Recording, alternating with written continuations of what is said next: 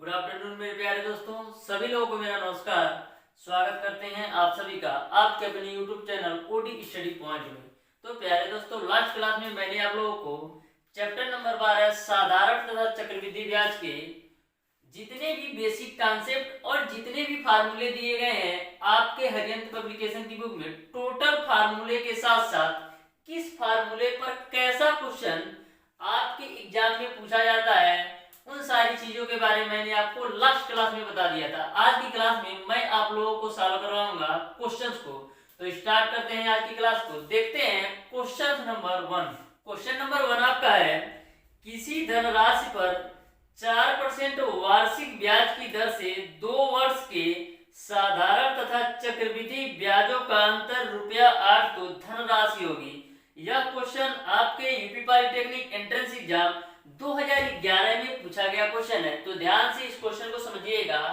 Question में आपको चक्रवृद्धि ब्याज और साधारण ब्याज के बीच का अंतर ₹8 दे रखा है और r का मान 4% दे रखा है। मैंने आपको पहली ही क्लास में यानी कि लास्ट क्लास में मैंने आपको बताया था कि जब 2 वर्ष के बीच चक्रवृद्धि ब्याज और साधारण ब्याज के बीच का अंतर दे रखा हो और आपसे मूलधन पूछी जाए, तो मैंने आपको फार्मूला बताया था D2 बराबर आपका होता है PR² अपान 100 का स्क्वायर। यह फार्मूला मैंने आपको बताया था, इस पर एग्जाम्पल भी बताया था। तो ध्यान से देखिएगा, जो D2 आपका होता है यह चक्रवृद्धि ब्याज और साधारण ब्याज के बीच का अंतर होता है। P आपको पता है प्रिंसिपल यानी मूलधन होता है, R रेट होता है। तो यहाँ पर D2 का मान कितना दे रखा है? D2 का मान आपका दे रखा है 8। P का मान आपको ज्ञात करना है, R का मान आपको दे रखा है 4, तो 4 का स्क्वायर है, R का स्क्वायर है तो 4 गुणे 4 मैं लिख देता हूँ। फिर 100 का स्क्वायर है तो 100 के स्क्वायर को 100 गुणे का 100 मैं लिख देता हूँ। अब 4 से काटेंगे तो 25 बार में जाएगा, इसको भी 4 से काटेंगे तो 25 बार में जाएगा। तो P बराबर आपका क्या हो जाएगा? P बराबर आपका हो जाएगा 8 गुणे 25 गुणे 25। अब इसी का मल्टीप्लाई कर लीजिए तो 8 गुणे 25 का गुणा 25 में करेंगे तो 625। अब 8 का गुणा 625 में करिए तो 8 25 40 को 0 हासिल बचे 4, 8 दूना 16 4 20 को 0 हासिल बचे 2, 8 6 48 और 2 50। यानी कि जो मूलधन होगा वह आपका 5000 होगा। इस तरीके से इस क्वेश्चन का जो आंसर होगा वो आपका ऑप्शन नंबर बी सही हो जाएगा। तो कभी भी इस टाइप के क्वेश्चन पूछे जाए तो आपको यही सिंगल फार्मूला ध्यान में रखना है। देखिएगा क्वेश्चन नंबर 2। क्वेश्चन नंबर 2 को ध्यान से समझिएगा। यदि ब्याज प्रति वर्ष संयोजित होता तो ₹800 का 5% वार्षिक ब्याज की दर से 2/1/2 वर्ष का चक्रवृद्धि ब्याज क्या होगा? 2/1/2 वर्ष का मतलब यह है कि 2.5 वर्ष का आपको चक्रवृद्धि ब्याज ज्ञात करना है। तो ध्यान से सबसे पहले क्वेश्चन में जिसकी वैल्यू दे रखी है उसको नोट कर लेना है। यहाँ पर ₹800 यानी कि जो मूलधन P का मान दे रखा है वो आपका है ₹800। फिर आगे बोला गया है 5% यानी R का जो मान है वो आपका है 5% और जो T समय है 2.5 वर्ष यानी कि 2/1/2 वर्ष। ठीक, अब इसी का आपको चक्रवृद्धि ब्याज ज्ञात करना है। तो मैंने आपको बताया था कि चक्रवृद्धि ब्याज बराबर होता है चक्रवृद्धि मिश्र धन माइनस का मूलधन। यानी कि हमको चक्रवृद्धि ब्याज ज्ञात करने के लिए चक्रवृद्धि मिश्र धन पता होना चाहिए। जब हमको चक्रवृद्धि मिश्र धन पता चल जाएगा तो चक्रवृद्धि मिश्र धन में से मूलधन घटाएंगे तो चक्रवृद्धि ब्याज हमको पता चल जाएगा। तो सबसे पहले यहाँ पर आपका चक्रवृद्धि मिश्र धन A बराबर होता है P ब्रैकेट में 1 + R/100 होता है। यह चक्रवृद्धि मिश्र धन का फार्मूला है। A का मान निकालना है तो A बराबर P का मान आपका है 800। अब देखिएगा यहाँ पर आपका 2.5 वर्ष है तो 2 वर्ष का अलग निकालेंगे और आधा वर्ष का अलग निकालेंगे तो 1 प्लस का R का मान है आपका 5 डिवाइडेड बाय 100 का स्क्वायर। और यहाँ पर देखिएगा अब आपका आधा वर्ष का लेना है तो 1 तो रहेगा ही, R का मान 5 रहेगा ही। R में हम 1/2 से डिवाइड कर देते हैं, 2 से डिवाइड कर देते हैं तो हमारा आधा वर्ष निकल जाएगा। देखिएगा 1 प्लस ये r का मान है 5, हमको आधा वर्ष का लेना है तो 1/2 ले लिया और डिवाइडेड बाय आपका हो जाएगा 100। इसी को आपको सॉल्व कर लेना है। तो यहाँ से देखिएगा a आपका 800 होगा ही, यहाँ से काटेंगे तो 20 बार में जाएगा तो 20 एकम 20 और 21/20 का स्क्वायर कर देना है। तो 21/20 के स्क्वायर को क्या लिख सकते हैं, 21/20 गुणे 21/20। अब देखिएगा ध्यान से, अब आपका क्या होगा, जो आपका 100 होगा वो 2 के पास जाएगा, यानी आपका यहाँ से होगा 1 प्लस का 5/200। क्यों, क्योंकि जो 100 होगा वो 2 के मल्टीप्लाई होगा तो यहाँ से काटेंगे तो कितनी बार में जाएगा, 40 बार में। तो इस वैल्यू पूरी जगह हम क्या लिख सकते हैं, इस पूरी वैल्यू की जगह हम लिख सकते हैं 1/40। ठीक, अब देखिए 40 से कम 40 और 41 बट्टे कितना हो जाएगा आपका 40। उसके बाद से इसको सॉल्व कर लीजिए तो यहाँ से आपका 2 जीरो से 2 जीरो कैंसिल हो जाएगा। अब देखिएगा 4 गुना 8 से 8 कैंसिल हो जाएगा तो क्या मिलेगा आपको, मिलेगा 21 गुणे का 41/2। इसी को आप लोग सॉल्व कर लीजिए तो जो आंसर आएगा वही आपका आंसर हो जाएगा। इस तरीके से इसका जो आंसर आएगा वो आपका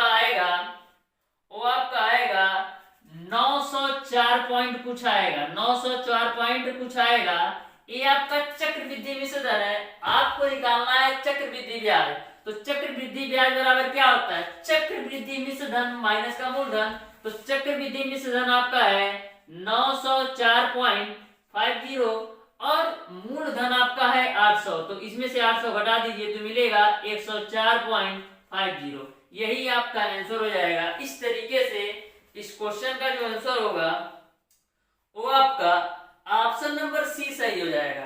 ये प्यारे दोस्तों आपका 904.05 होगा। तो यहाँ पर आपका 05 कर लीजिएगा। ठीक, तो इस तरीके से आपको यह भी क्वेश्चन अच्छी तरीके से समझ में आ गया होगा। अब देखते हैं क्वेश्चन नंबर 3।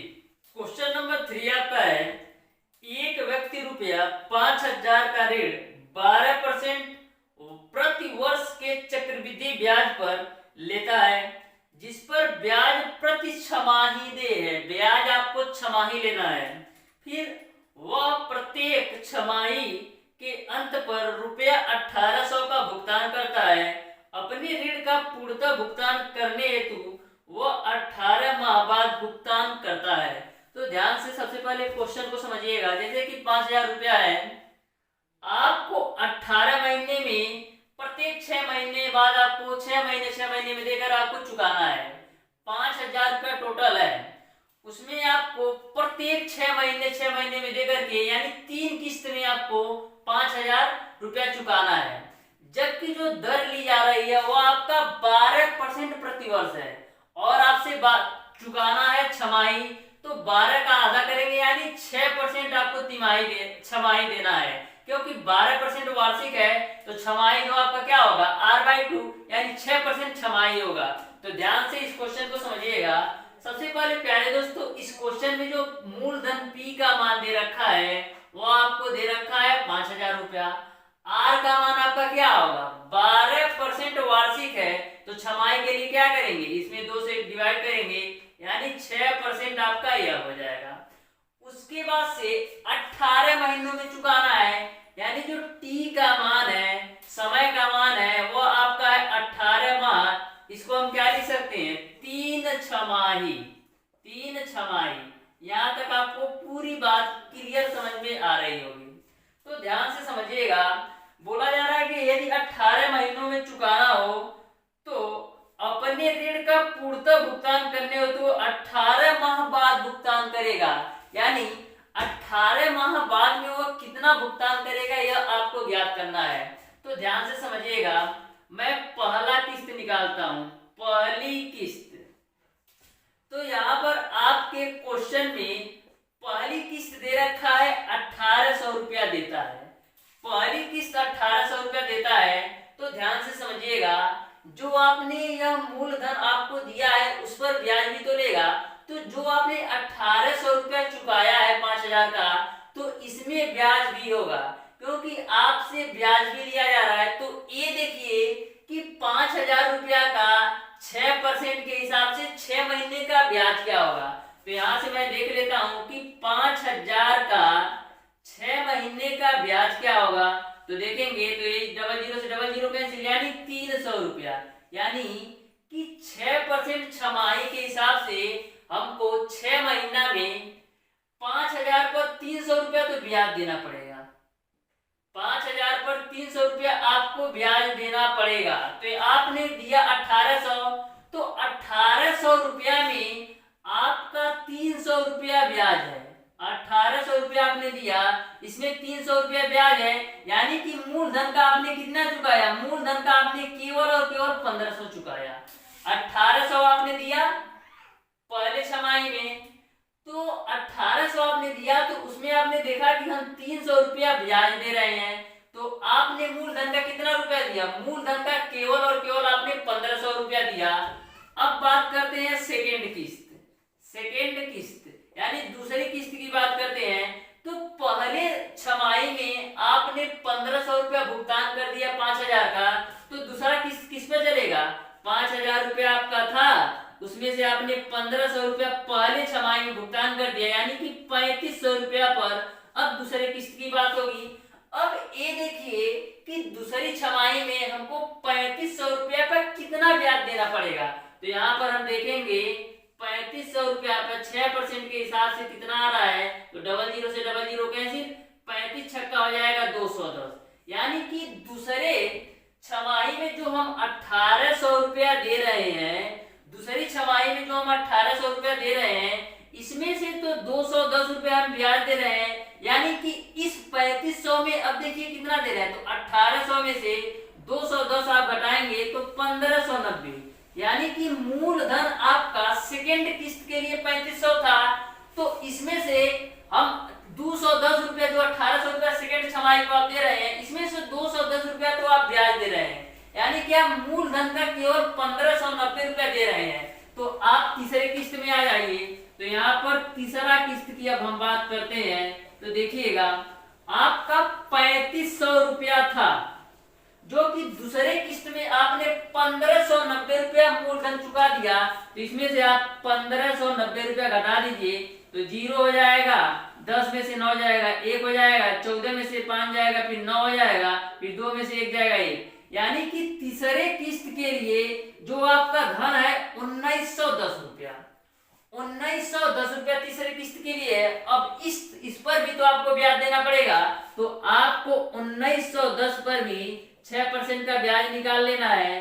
तो यहाँ से 1 जीरो से 1 जीरो कैंसिल, 6 कम 6, फिर 6 9 54 को 4, 6 कम 6 5 11 बट्टे का 10, तो आप डिवाइड करेंगे तो 114.6, यानी कि तीसरे छमाही में भी हमको इतना रुपया तो देना ही है, लेकिन उस पर इतना ब्याज भी देना है, तो कुल कितना देना पड़ेगा, तो आपको 1910 रुपया मूलधन का देना है और ब्याज आपको देना है 114.6। तो इसको आप हल कर लेंगे तो आपका हो जाएगा 0.6 तो होगा ही, 4 और 0 आपका हो जाएगा 4, 1 1 आपका हो जाएगा 2, फिर 1 और 9, 10 को 0, फिर 1 1 2, यानी कि आपको 18 महीनों के बाद 2024 रुपया और 60 पैसा आपको जमा करना होगा। इस तरीके से इस क्वेश्चन का जो आंसर होगा वो आपका ऑप्शन नंबर बी सही हो जाएगा। प्यारे दोस्तों, इस क्वेश्चन को मैं एक बार और रिपीट कर देता हूं, ध्यान से समझिएगा। देखिएगा यहाँ पर आपके क्वेश्चन में जो मूलधन का मान दे रखा था 5000 रुपया, आर का मान आपको 12% प्रति वार्षिक दिया था, आपसे छमाही की बात की गई है, तो मैंने छमाही निकाला तो 6% आया। अब टी का मान 18 महीने, यानी कि जो 5000 रुपया आपको दिया जा रहा है वो आपको 3 छमाही यानी 18 महीनों में पूरा करना है, जमा करना है। तो देखिएगा मैं पहली किस्त देखा, पहली किस्त में आपके क्वेश्चन में दे रखा है कि हम 1800 रुपया दे रहे हैं, तो आप 1800 रुपया दे रहे हैं, तो इसमें तो ब्याज भी तो दे रहे होंगे, क्योंकि 5000 पर कुछ ना कुछ ब्याज होगा। तो मैंने देखा 5000 पर पहले 6 महीने का जो ब्याज है वो आपका 300 है, तो हम 1800 दिए, तो इसमें तो 300 रुपया ब्याज में चला गया, यानी हम मूलधन का केवल और केवल 1500 रुपया दे रहे हैं। तो मूलधन का मैंने 1500 रुपया दे दिया, तो पहले किस्त के लिए तो मैंने 1500 दे दिया, तो दूसरी किस्त में हमको देना कितना है। अब हमारी जो बात होगी वो 3500 रुपया पर। अब देखेंगे 3500 रुपया पर 6% ब्याज से कितना ब्याज देना पड़ेगा, तो 210 रुपया। तो मैं दूसरे भी किस्त में 1800 रुपया दे रहा हूँ, तो 1800 रुपया में से ये 210 ब्याज दे रहा हूँ, यानी कि 1590 रुपया हम दूसरी किस्त में मूलधन का जमा किए। तो 3500 में से मैंने 1590 घटाया तो 1910, यानी हमारा जो तीसरी किस्त के लिए बचा वो आपका 1910 रुपया। अब मैंने 1910 रुपया पर भी ब्याज निकाला तो हमारा 114.6 आया। अब आपका 1910 और ये ब्याज जोड़कर आपको तीसरी किस्त में देना पड़ेगा, जो आपका 2024.60 होगा। यही आपका आंसर हो जाएगा। अब देखते हैं क्वेश्चन नंबर 4। क्वेश्चन नंबर 4 आपका है, कोई धन यम चक्रवृद्धि ब्याज की दर से 4 वर्ष में 3 यम हो जाता है, तो वह 9 यम कितने वर्षों में हो जाएगा, यह आपको ज्ञात करना है। तो ध्यान से इस क्वेश्चन को समझिएगा। मैं इस क्वेश्चन को आपको बेसिक और ट्रिक दोनों माध्यम से समझाऊंगा। सबसे पहले मैं आपको बेसिक माध्यम से समझाऊंगा कि आप इस क्वेश्चन को बेसिक से कैसे सॉल्व कर सकते हैं, और मैं उसके बाद ट्रिक से बताऊंगा। इस क्वेश्चन को प्यारे दोस्तों आप ट्रिक के माध्यम से मात्र 2 सेकंड के अंदर सॉल्व कर सकते हैं। तो ध्यान से सबसे पहले बेसिक मेथड समझिएगा। यहाँ पर बोला गया है कोई धन यम, यानी कि जो P का मान दे रखा है वो आपको दे रखा है यम। कहा है कि चक्रवृद्धि ब्याज की दर से 4 वर्ष में, यानी जो T1 का मान दे रखा है वो दे रखा है 4 वर्ष में 3 यम हो जाता है। तो 3 यम में आपका क्या हो रहा है, मिश्र धन हो रहा है, यानी जो A का मान है वो आपको दे रखा है 3 यम। तो पूछा जा रहा है कि कितने वर्षों में वह 9 यम हो जाएगा। तो मैं इसको A1 ले लेता हूं, और कितने वर्षों में आपका 9 यम हो जाएगा, तो मैं मान लेता हूं कि T2 वर्ष में वो आपका 9 यम हो जाएगा। तो आपका A2 का मान कितना हो जाएगा, 9 यम। ध्यान से इस क्वेश्चन को समझिएगा। बोला है कोई धन यम है जो 4 वर्षों में 3 यम हो जाता है, तो पूछा जा रहा है कि कितने वर्षों में। तो हमको पता नहीं है कितने वर्षों में, कितने वर्षों में 9 यम हो जाएगा, यही आपको सॉल्व करना है। तो ध्यान से देखिएगा, आपको फार्मूला पता है कि A बराबर P 1 प्लस का R/100 पे पावर T होता है।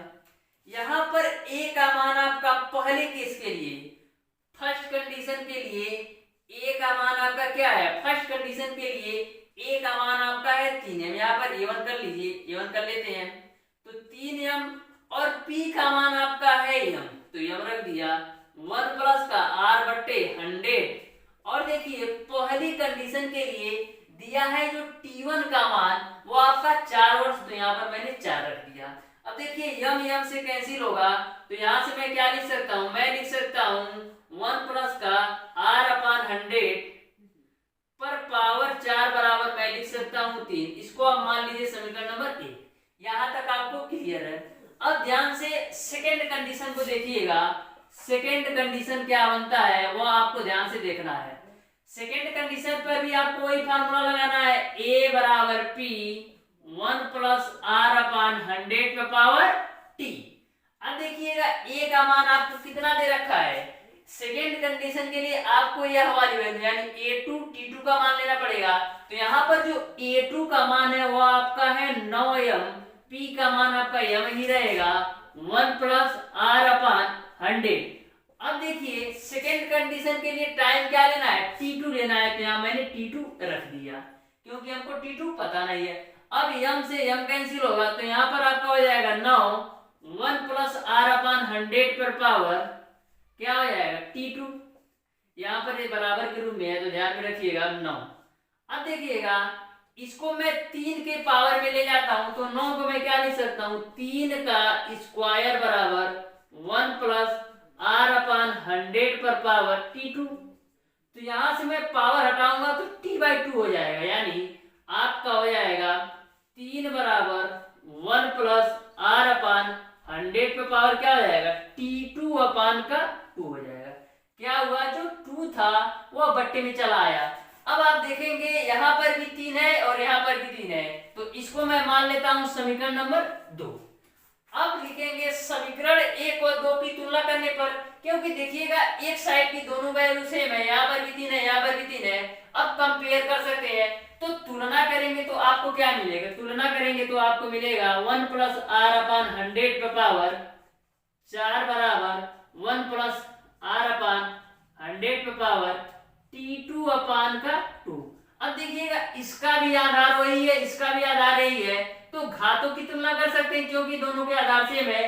तो यहाँ से आपको मिलेगा 4 बराबर T2 अपान 2। तो यहाँ से आपका T2 का मान कितना आ जाएगा, 4 गुना 8। आप क्रॉस मल्टीप्लाई करेंगे तो T2 का मान कितना आ जाएगा, 8। यानी कि 8 साल में वह धन स्वयं का 9 गुना हो जाएगा। इस तरीके से इस क्वेश्चन का जो आंसर होगा वो आपका ऑप्शन नंबर सी सही हो जाएगा।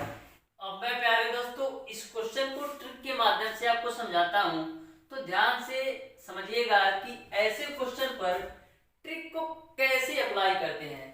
जैसे यहाँ पर बोला है कोई धन यम है 4 वर्ष में 3 गुना हो जाता है, तो कोई धन आपका यम है 4 वर्ष में यह आपका 3 यम हो जाता है। आपसे पूछा जा रहा है कि कितने वर्षों में 9 यम हो जाएगा, आपसे पूछा जा रहा है कि कितने वर्षों में 9 यम हो जाएगा, यही आपका क्वेश्चन है।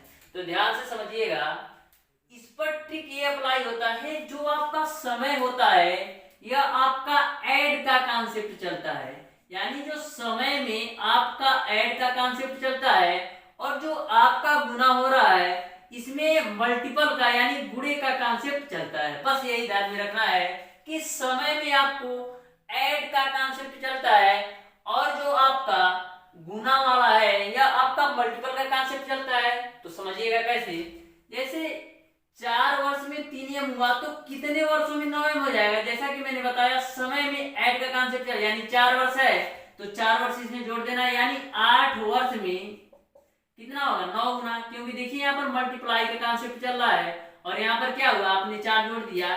इसी में यदि पूछता कि कितने वर्षों में 27 गुना हो जाएगा, तो फिर क्या करेंगे, इसमें भी 3 से मल्टीप्लाई करेंगे तो 27 हो जाएगा और समय क्या लगेगा, तो 8 वर्ष आपका समय है, 4 वर्ष और जोड़ दीजिए यानी 12 वर्ष में 27 गुना हो जाएगा। ठीक, एक आपको एग्जांपल मैं और बताता हूं। जैसे कोई धन आपका x है, यह आपका 5 वर्ष में 2 गुना हो जाता है, तो पूछा जाए कि कितने वर्षों में यह आपका 8 गुना हो जाएगा। ध्यान से समझिएगा, कोई धन x है 5 वर्ष में 2 गुना होता है तो कितने वर्ष में 8 गुना हो जाएगा। तो सबसे पहले मैं ऐसा ग्राफ बनाता हूं कि 5 वर्ष लगता है इसको 2 गुना होने में, हमको 8 गुना तक जाना है। यानी कि जो आपका समय होगा ऐड का कॉन्सेप्ट चलेगा, यानी 5 वर्ष है 5 और जोड़ेंगे यानी 10 वर्ष में कितना होगा, 10 वर्ष में यह जो आपका 2x है तो यह आपका जो गुना है गुणे के कॉन्सेप्ट में चलता है, यानी 2 का 2 में गुणा करेंगे 4x।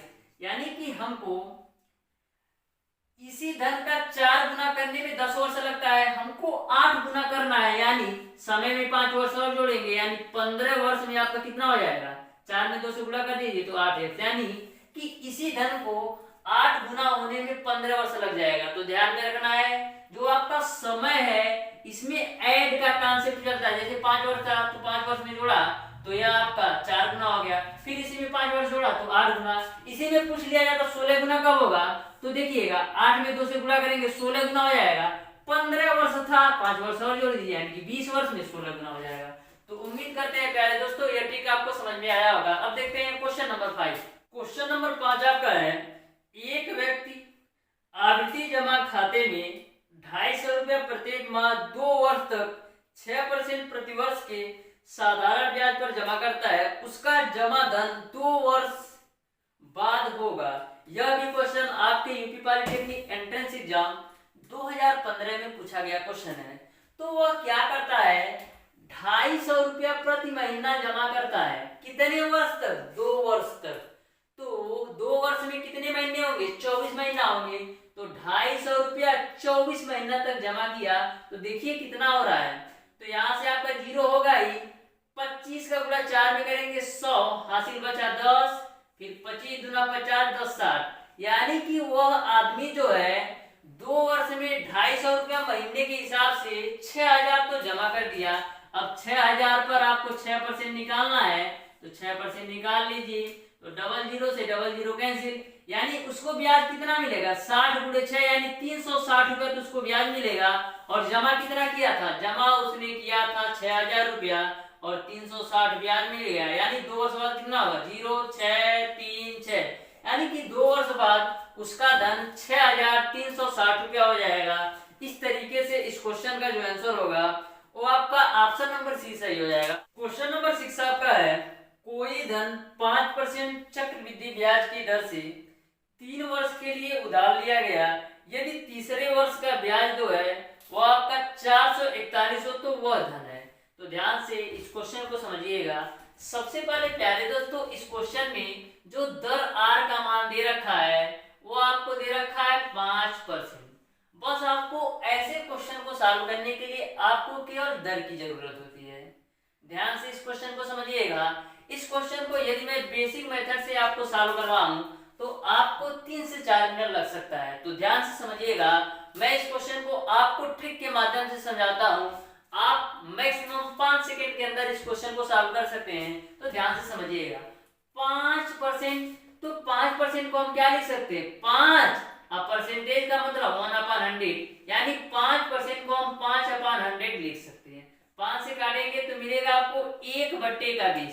तो 1/20 का सेंस ये है, आपका जो 20 है, 20 मूलधन पर 1 ब्याज मिल रहा है। 1/20 का ये मतलब है कि यह जो आपका है 20 रुपया मूलधन है और इस 20 रुपये मूलधन पर 1 रुपये का ब्याज मिल रहा है। तो पहले साल देखिएगा 20 रुपया था और 20 रुपया पे 1 रुपया ब्याज मिल रहा है, यानी कि आपका जो मूलधन है वो आपका है 20 रुपया और 1 रुपया ब्याज मिलेगा। तो मिश्र धन आपका क्या हो जाएगा, मिश्र धन आपका हो जाएगा 21 रुपया, यानी 20 रुपया आपका था मूलधन, 1 रुपया ब्याज मिल गया, यानी मिश्र धन आपका हो गया 21। ये तो पहले साल का हो गया।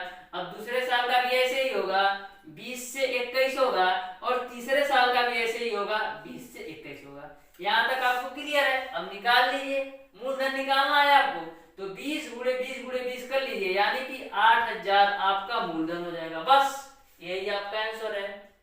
इस तरीके से इस क्वेश्चन का जो आंसर होगा वो आपका ऑप्शन नंबर बी सही हो जाएगा। इसी क्वेश्चन में यदि प्यारे दोस्तों आपसे पूछ लेगा कि मिश्र धन क्या होता, तो करना क्या है, इन तीनों वैल्यू का यानी 21 गुणे 21 गुणे 21 का लेना है तो मिश्र धन। तो कभी भी ऐसा क्वेश्चन पूछे जाए तो आपको ऐसे ही सॉल्व करना है। अब देखते हैं क्वेश्चन नंबर 7। क्वेश्चन नंबर 7 आपका है, कोई धन चक्रवृद्धि ब्याज की दर से 6 वर्ष में 3 गुना हो जाता है, तो वह उसी दर से कितने वर्ष में 27 गुना हो जाएगा।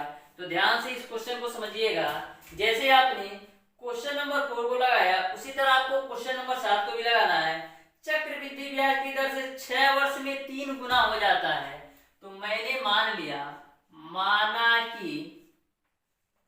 कि जो वह धन है वह आपका है, यानी कि मूलधन को मैं मान लेता हूं x है, मूलधन मैंने मान लिया x है। बोला है कि क्वेश्चन में बोला गया है कि 6 वर्ष में 3 गुना हो जाता है, तो कोई धन आपका x था, यह आपका 6 वर्ष में 3 गुना हो जाता है, यानी 3x हो जाता है। तो कोई धन x था आपका 6 वर्ष में 3 गुना हो जाता है, तो कितने वर्षों में 27 गुना हो जाता है। तो ट्रिक लगा दीजिए। तो देखिएगा यहाँ पर मल्टीप्लाई कॉन्सेप्ट लगेगा, यानी कि 6 वर्ष में 6 वर्ष और जोड़ेंगे तो 12 वर्ष में आपको कितना होगा, 3 का गुणा 3 में करेंगे तो 9 गुना हो जाएगा, यानी 12 वर्ष में 9 गुना हो गया। हमको 27 गुना करना है, तो इसमें 12 में 6 वर्ष और जोड़ दीजिए 18 वर्ष में, और 9 में आप 3 से गुणा करेंगे तो 27 है, यानी कि वही धन 18 वर्षों में 27 गुना हो जाएगा। इस तरीके से इस क्वेश्चन का जो आंसर होगा वो आपका ऑप्शन नंबर सी सही हो जाएगा। कुछ नहीं करना होता है। देखिएगा 6 वर्ष में 3 गुना, तो अगले 6 वर्ष यानी 12 वर्ष में 9 गुना, हमको 27 गुना पहुंचना है, तो अगले 6 वर्ष यानी 18 वर्ष में 27 गुना हो जाएगा। अब देखते हैं क्वेश्चन नंबर 8। क्वेश्चन नंबर 8 आपका है, यदि ब्याज छमाही हो तो रुपया 400 का 10% वार्षिक ब्याज की दर से 1/2 वर्ष में मिश्र धन मिलेगा, यह आपको ज्ञात करना है। यहाँ पर सबसे पहले ही बोल दिया गया है कि ब्याज छमाही है और आपको P का मान दे रखा है 400, R का मान 10% और T का मान 1.5 वर्ष। तो ब्याज छमाही होगा तो R का मान क्या होगा, R/2 यानी 10/2 करेंगे तो कितना 5%, क्योंकि हमसे छमाही की बात की गई है तो 10 में 2 से डिवाइड किया 5%। अब देखिए T का मान 1.5 वर्ष है तो छमाही की गणना यानी कितने छमाही होंगे, यानी कि 3 छमाही होगा। कितने छमाही होंगे, 3 छमाही होगा। तो आपको चक्रवृद्धि मिश्रधन याद करना है तो आपको पता है A बराबर P 1 प्लस R/100 पर पावर T होता है। इसी को सॉल्व कर लीजिए तो A बराबर P का मान आपका है 400, 1 प्लस R का मान आपको लेना है 5 क्योंकि छमाही की बात की जा रही है बटा 100 और T का मान आपको लेना है 3 क्योंकि 1.5 वर्ष में 3 छमाही होता है। तो यहाँ से आपका हो जाएगा A बराबर 400, इसको आप काटिए तो 20 बार में जाएगा तो 20 एक 21/20 को कितने टाइम लिखना है, 3 टाइम लिखना है। 21/20 गुणे 21/20 गुणे का 21/20। अब देखिए यहाँ से 2 जीरो से 2 जीरो कैंसिल, A2 दूना 4 फिर A2 से A2 कैंसिल तो आपको क्या मिलेगा, A बराबर मिलेगा 21 गुणे 21 गुणे 21 और नीचे क्या मिलेगा 20। अब देखिएगा 21 गुणे 21 गुणे 21 करेंगे तो आपको मिलेगा 9261 बटे का 20 कर लीजिए। तो यहाँ से देखिएगा मैं क्या करता हूँ 9261 और 20 को 2 गुणे 10 लिख लेता हूँ तो 2 से काटेंगे क्या आएगा, 2 चौका 8 फिर 1 6 2 छक्का 12 फिर 2 3 6 फिर 1 0 यानी 2 5 10। ये तो आपका आ गया 2 3 6 फिर देखिएगा यहाँ पर आपका आएगा 2 चौका 8 2 छक्का 12 2 3 6 फिर 2 5 10 फिर 1 बचेगा 0 यानी 2 5 10 बट्टे का 10 है। तो यहाँ पर जब 10 से डिवाइड करेंगे तो एक अंक और इधर दशमलव चला आएगा यानी आपका आंसर क्या होगा, यहाँ पर दशमलव लगेगा क्योंकि 10 से डिवाइड हो रहा है यानी कि 463.50 हो जाएगा। यही आपका आंसर हो जाएगा। इस तरीके से इस क्वेश्चन का जो आंसर होगा वो आपका ऑप्शन नंबर सी सही हो जाएगा। अब देखते हैं क्वेश्चन नंबर 9। क्वेश्चन नंबर 9 आपका है यदि कोई धन 3 वर्ष में चक्रवृद्धि ब्याज से 3 सही 3/8 गुना हो जाता है तो ब्याज की दर क्या होगी, यह आपको ज्ञात करना है। तो ध्यान से इस क्वेश्चन को समझिएगा। यहाँ पर जो t का मान दे रखा है यानी जो समय का मान दे रखा है वो आपको दे रखा है 3 वर्ष। बोला जा रहा है कि 3 वर्ष में 3 सही 3/8 गुना हो जाती है। तो सबसे पहले मैं मान लेता हूँ मूलधन को ही। मैं मान लेता हूँ कि जो मूलधन है वो आपका है x। बोला है कि 3 सही 3/8 गुना तो मिश्र धन क्या हो जाएगा, मिश्र धन जो आपका हो जाएगा इसी धन का 3 सही 3/8 गुना हो जाएगा तो क्या हो जाएगा 8 3 24 27/8 गुना हो जाता है। यहाँ तक आपको क्लियर है। ये तो आपके क्वेश्चन में ही बोला था कि कोई वर्ष 3 वर्ष में कोई धन 3 वर्ष में स्वयं का 3 सही 3/8 गुना तो मैंने मान लिया वो धन x है उसका 3 सही 3/8 निकाला तो 27/8 गुना हो जाता है। तो आपको पता है A बराबर P 1 प्लस R/100 पर पावर T होता है। तो यहाँ पर A का मान कितना हो जाएगा 27/8 x और P आपने माना है x 1 प्लस R/100 पर पावर T का मान हमने लेना है 3। ये x से x कैंसिल। अब देखिएगा 27/8 को मैं क्या लिख सकता हूँ, 27/8 को 3/2 का क्यूब लिख सकते हैं और इधर आपका 1 प्लस R/100 पर पावर आपका है 3। यहाँ पर देखिएगा ऐसा इसलिए लिखा जा रहा है जिससे आप घातों की तुलना कर पाए, इसलिए मैं 27/8 को 3/2 का क्यूब मैंने लिखा। 3/2 का क्यूब करेंगे 27/8 किया जाएगा। ऐसा इसलिए लिया जा रहा है जिससे दोनों के घात सेम हो जाए और मैं r का मान निकालूं। तो यहाँ पर आप देख रहे हैं कि दोनों के घात सेम है तो तुलना करने पर आपको मिलेगा 3/2 बराबर 1 प्लस R/100। तो यहाँ से आपका R/100 बराबर क्या आ जाएगा 3/2 तो है ही, ये आपका प्लस है इधर आएगा माइनस यानी R/100 बराबर आपका हो जाएगा क्या हो जाएगा आपका 1/2 सॉरी R/100 बराबर क्या आ जाएगा आपका R/100 बराबर आपका 3/2 माइनस का 1 तो इसको हल कर लीजिए 2 होगा फिर आपका 3 में से 2 घटाएंगे यहाँ से हल मैंने किया तो 2 एलसीएम होगा और 3 में से 2 घटाएंगे, अब 2 से काटिए तो 50 धारिए, यानी आर का मान कितना आ जाएगा 50%, यानी कि जो दर आपका होगा वो आपका 50% होगा। इस तरीके से इस क्वेश्चन का जो आंसर होगा वो आपका ऑप्शन नंबर डी सही हो जाएगा। अब देखते हैं क्वेश्चन नंबर 10। क्वेश्चन नंबर 10 आपका है मूलधन जिस पर 3 वर्ष का 10% प्रतिवर्ष की दर से सरल ब्याज एवं चक्रवृद्धि ब्याज जो प्रति वर्ष देय है का अंतर 31 होगा।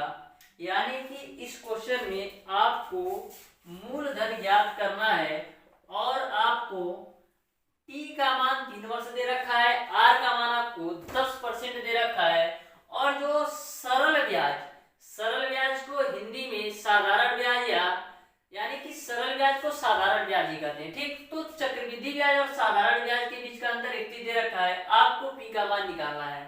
तो मैंने आपको बताया था जब 2 वर्ष के साधारण ब्याज और चक्रवृद्धि ब्याज के बीच का अंतर दे रखा हो तो उनके बीच जो रिलेशन होता है वो आपका होता है D2 बराबर पी आर स्क्वायर, सॉरी यहाँ पर देखिएगा टी बराबर 3 वर्ष की बात की गई है, तो देख लीजिए 2 वर्ष का जो होता है वो आपका पी आर स्क्वायर अपॉन 100 का स्क्वायर होता है। लेकिन आपसे 3 वर्ष की बात की गई है तो 3 वर्ष के लिए कुछ नहीं करना होता है, जो आपका 2 वर्ष का है ना ये ऐसे ही रहेगा, यानी पी आर स्क्वायर अपॉन 100 का स्क्वायर तो रहेगा ही। बस करना क्या है, आपको 300 प्लस का आर डिवाइडेड बाई 100 से मल्टीप्लाई कर देना है बस। तो ध्यान में रखिएगा 2 वर्ष का आपका ये होता है, और इसी 2 वर्ष में यदि 300 प्लस आर डिवाइडेड बाई 100 से मल्टीप्लाई कर देंगे तो 3 वर्ष का अंतर आ जाएगा। अब सॉल्व करते हैं, ध्यान से देखिएगा। D3 का जो मान दे रखा है वो आपको दे रखा है 31, जो आपका चक्रवृद्धि ब्याज और साधारण ब्याज के बीच का अंतर होता है। यदि 2 वर्ष का है तो D2 का मान दे रखा है, यदि 3 वर्ष का है तो D3 का मान दे रखा है। तो यहाँ 3 वर्ष की बात की है यानी D3, तो D3 का मान आपको दे रखा है 31 बराबर।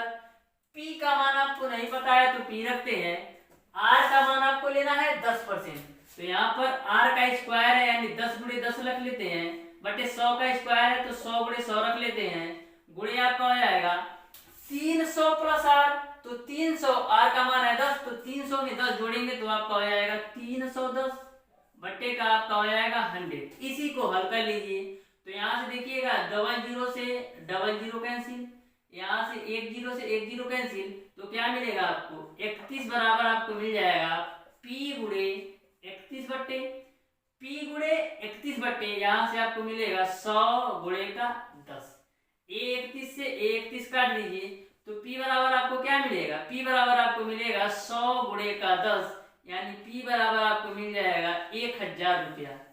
यही आपका आंसर होगा। इस तरीके से इस क्वेश्चन का जो आंसर होगा वो आपका ऑप्शन नंबर डी सही हो जाएगा। अब देखते हैं क्वेश्चन नंबर 11। जो आपका क्वेश्चन नंबर 11 है, चक्रवृद्धि ब्याज की 8% वार्षिक ब्याज दर से 3 वर्ष बाद 8116 का कर्ज 3 बराबर वार्षिक किस्तों में चुकाना है। प्रत्येक किस्त का मान क्या है यह आपको बताना है। तो इस क्वेश्चन को मैं आज की क्लास में नहीं बताऊंगा, इस क्वेश्चन को मैं कल की क्लास में मैं आपको बताऊंगा।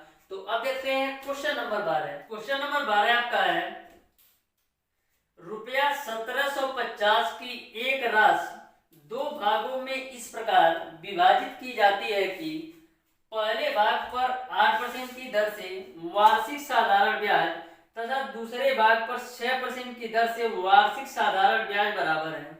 यानी कि 1750 रुपए को इस प्रकार से डिवाइड किया जा रहा है कि यदि पहले भाग पर आपका 8% ब्याज हो और दूसरे ब्याज पर 6% ब्याज हो, लेकिन जो दोनों साधारण ब्याज हैं, यानी जो आपका 8% जिस धन पर लिया जा रहा है और जिस धन पर 6% लिया जा रहा है, दोनों के जो साधारण ब्याज आ रहे हैं वह समान आ रहे हैं। तो अब प्रत्येक भाग पर ब्याज आपको ज्ञात करना है। तो ध्यान से इस क्वेश्चन को समझिएगा। सबसे पहले 1750 रुपये यानी P का मान आपको दे रखा है 1750, ठीक। फिर बोला है कि पहले भाग पर 8% की दर, तो मैं मान लेता हूं R1 बराबर आपका है 8%। फिर दूसरे भाग पर तो मैं मान लेता हूं R2 बराबर आपका है 6%। बोला है कि जो दोनों के साधारण ब्याज हैं वो आपका समान है। तो सबसे पहले मैं ये जो आपकी वैल्यू दी गई है 1750 को दो भागों में डिवाइड करता हूँ। तो मैं मान लेता हूँ कि जो आपका पहला भाग है धन का वो मैं मान लेता हूँ x है। तो दूसरा भाग क्या होगा, इसी में आपको डिवाइड करना है। तो पहला भाग आपका x है तो दूसरा भाग क्या होगा 1750 माइनस का x। तो यहाँ पर आप लिख लीजिए दूसरा भाग आपका हो जाएगा 1750 और माइनस का x। फिर कंडीशन दे रखा है कि दोनों के साधारण ब्याज बराबर है। तो आपको पता है साधारण ब्याज बराबर मूलधन गुणे दर गुणे समय बटा 100 होता है।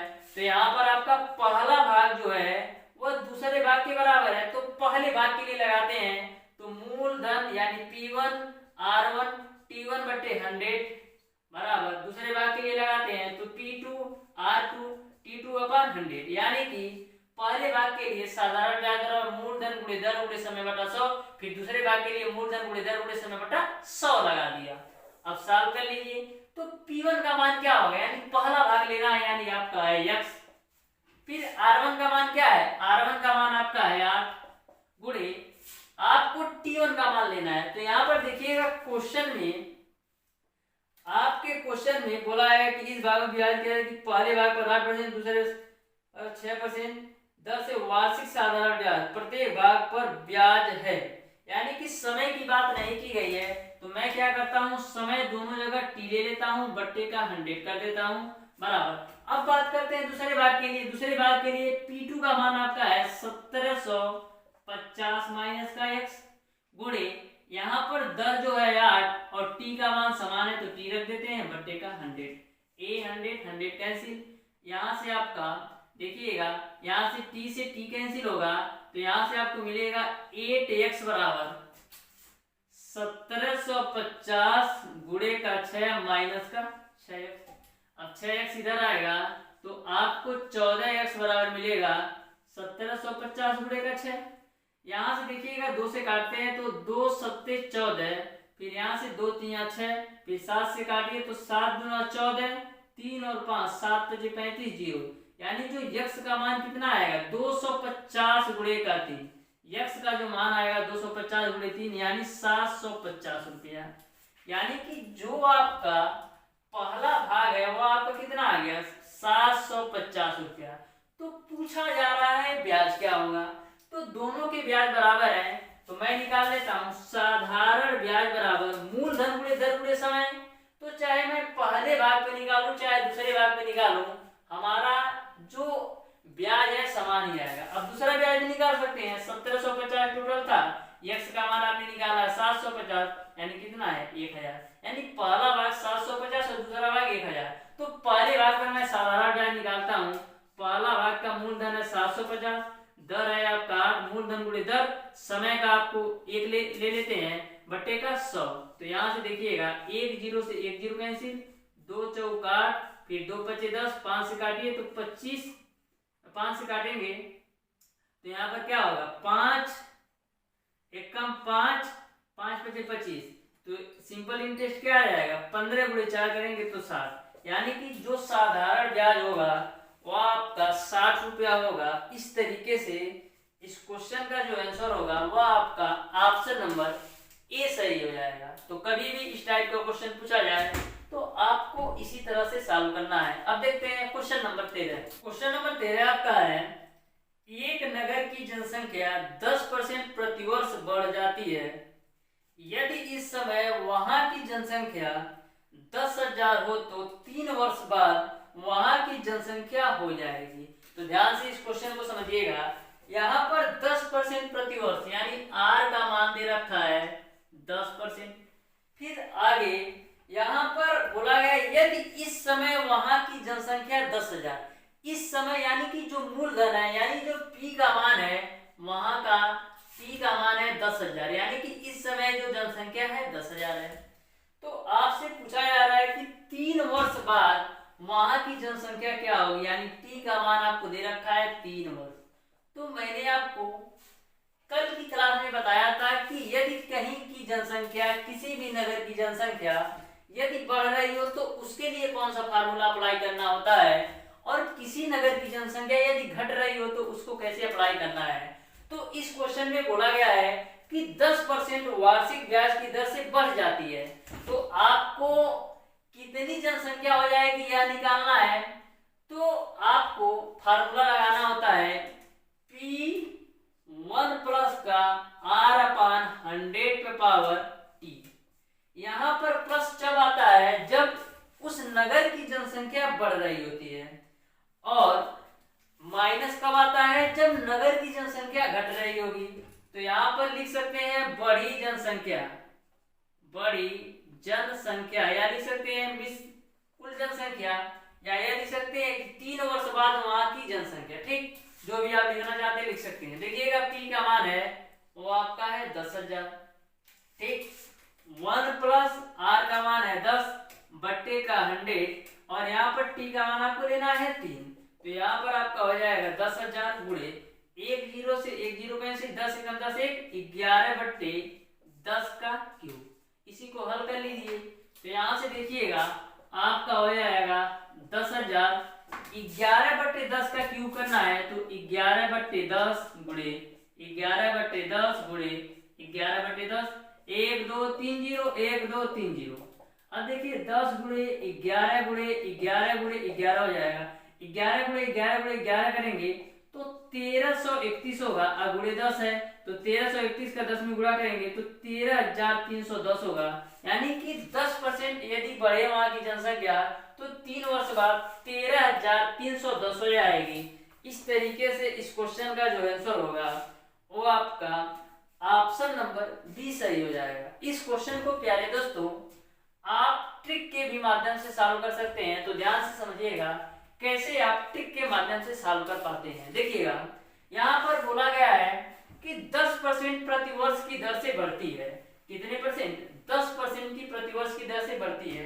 तो ये जो आपका है 10%, इसको मैं क्या लिख सकता हूँ 10% की जगह पर 1/100। तो 1 0 से 1 0 कैंसिल, यानी 1/10, यानी कि वहां की जनसंख्या 10 है, 1 बढ़ रही है प्रत्येक वर्ष। तो जो मूल जनसंख्या है वो आपका 10 है, और बढ़ने के बाद कितनी हो जा रही है? बढ़ने के बाद आपकी 11, यानी मूल जनसंख्या 10 थी, 1 ब्याज है यानी 11 हो रही है। 3 साल ऐसा काम हो रहा है तो 10 से 11, फिर 10 से 11, मैंने 3 बार कर दिया। अब देखिए इन तीनों का मल्टीप्लाई करेंगे तो आपको आएगा 1000, और इन तीनों का मिलकर मल्टीप्लाई करेंगे तो 1331। ठीक, अब देखिएगा जो यह मूल जनसंख्या है यानी कि 3 वर्ष बढ़ने से पहले की जनसंख्या है, तो जो 1000 की वैल्यू है वह 10,000 के बराबर है। यानी जो 1000 की आपकी वैल्यू है वह 10,000 के बराबर है। तो 3 0 से 3 0 कैंसिल होगा, यानी 1 रेशियो का मान आपका 10 है। 1 रेशियो का मान आपका 10 है। आपको मिश्र जनसंख्या निकालना है, यानी 3 वर्ष बाद की जनसंख्या निकालना है तो 1331 है। 1 रेशियो बराबर 10, तो 1331 रेशियो बराबर क्या हो जाएगा? 13,310। तो इस तरीके से आप ऐसे क्वेश्चन को ट्रिक के माध्यम से भी सॉल्व कर सकते हैं मात्र 4 से 5 सेकंड के अंदर। इस तरीके से प्यारे दोस्तों आज की क्लास में मैंने आपको बताया क्वेश्चन नंबर 1 से लेकर के क्वेश्चन नंबर 13 तक के सारे प्रश्नों का सॉल्यूशन। यदि आपको किसी भी क्वेश्चन में कोई भी डाउट या कोई भी कंफ्यूजन होगा तो आप उसे कमेंट बॉक्स में कमेंट करके जरूर बताइएगा। तो आज की क्लास में ऐसे करते हैं, यदि वीडियो पसंद आया हो तो ज्यादा से ज्यादा लाइक शेयर और सब्सक्राइब जरूर कीजिएगा। और जिन लोगों ने अभी तक हमारे चैनल ओडी स्टडी पॉइंट को सब्सक्राइब नहीं किया, सब्सक्राइब कर ले, बेल आइकन दबाना बिल्कुल मत भूलिएगा, जिससे हमारी लेटेस्ट आने वाली वीडियो आपको मिलती रहे सबसे पहले। धन्यवाद।